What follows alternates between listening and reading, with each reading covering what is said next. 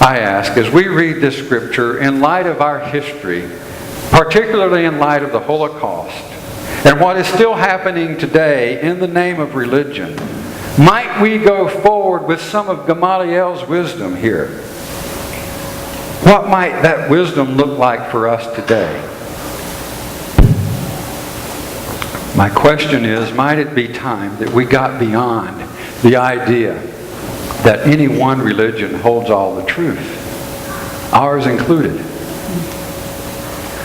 Isn't it time, as a people, we let religion do what it was intended to do, and that is bind people back together by getting beyond, in fact, if we put it bluntly, getting over ourselves and recognizing that there is truth in Judaism, in Hinduism, in Buddhism, and that these teachings sort of converge in what I understand to be the cosmic Christ, the teachings that are eternal, the teachings that are truthful beyond this present moment.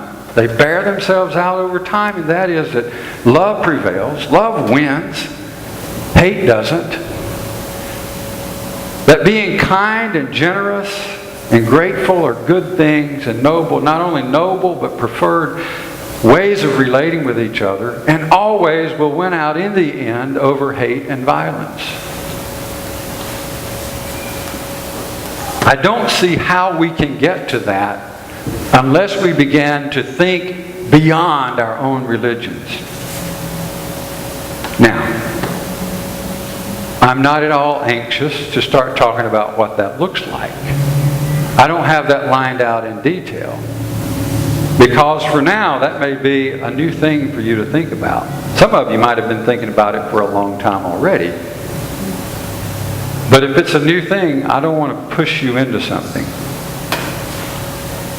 But I do want to raise the question of how we get beyond religious bigotry and religious-based violence in our world. And I think this passage, which ironically has been used to perpetrate the greatest acts of violence in the name of religion that our modern history has known,